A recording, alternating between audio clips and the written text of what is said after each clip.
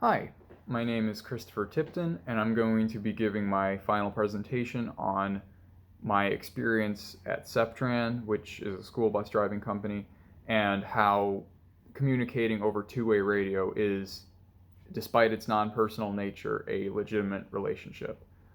So, to give a little bit of context, Septran, the company that I work for, they're a school bus driving company that focuses mainly on the transport of students with special needs. And despite this, they operate pretty much identically to 99% of other school bus driving companies. And the biggest similarity is the use of two-way radio.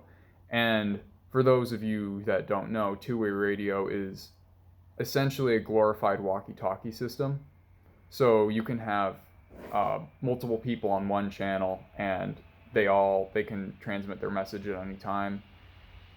And and despite this kind of not really in-person nature of communication, it still is a legitimate relationship, from what I've been able to observe.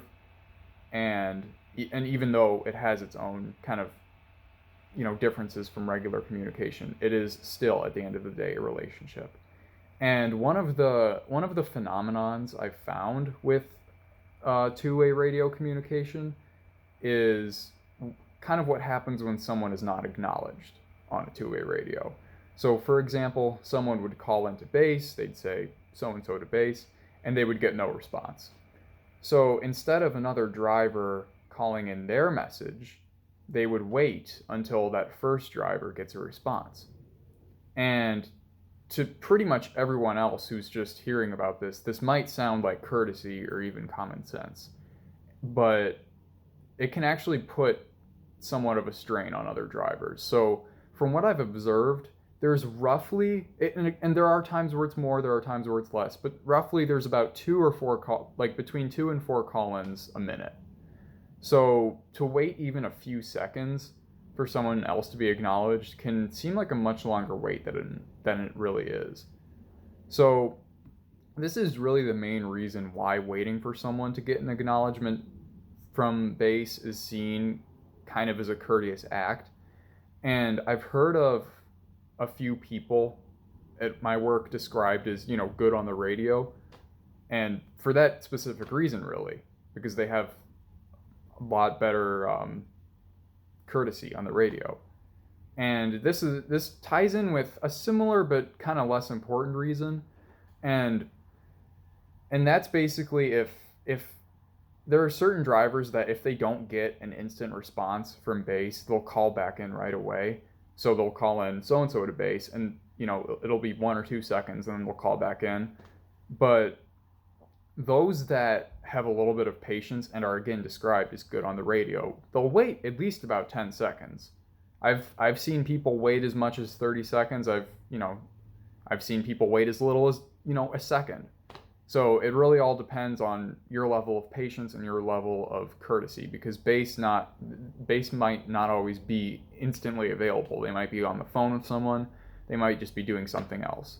So again, it doesn't really sound like a lot, but in the fast-paced little world of two-way radio communication at my job, it means a lot. So because of this, it kind of shows who's courteous and who's not, and who actually treats it like a real relationship, even though it's over the radio. So despite this kind of seemingly good-natured phenomenon, not everyone or everything is always super positive here amongst both relational parties, that being the drivers and base, of course.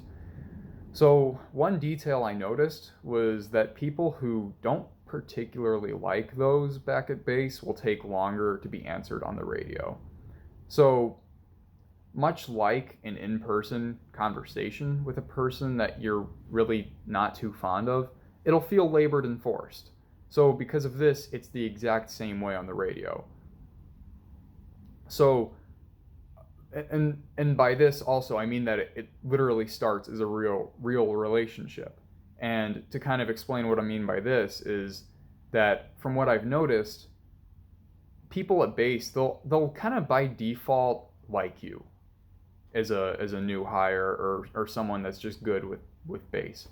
So really, even though the relationship eventually just starts to kind of happen over the radio, it really starts in person. So this is kind of another piece of proof that relationships, even over the radio, start as relationships in person, even though they're not always tied, or they're not always the same thing. So an interesting pattern that I noticed in the field of communicative interactions at this job is the fact that, unlike the previously mentioned types of people, those that aren't in that good of standing with bass, some people will actually go out of their way to make it easier for bass. So by what I mean by this is, for example, someone could call in and they won't hear their number. They'll say, "Oh, well, can you repeat that message, driver?"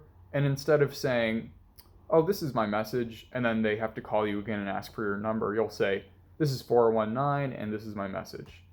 And along with this, there might be a situation where bass might need to call a parent or the school, and the situation is resolved before they make the call.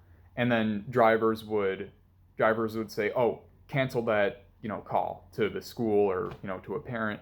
So that's kind of what I mean. Like, drivers that respect bass will make it easier for them. They'll try to make it so that they're not wasting their time with a phone call, or wasting their time with, asking for your call sign or your number.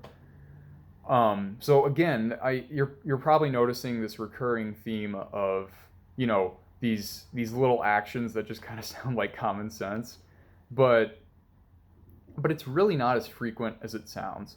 So it just kind of goes to show that these actions, they're both achieved through effort and respect through both parties. You to have bass respect you, you have to respect bass, and vice versa.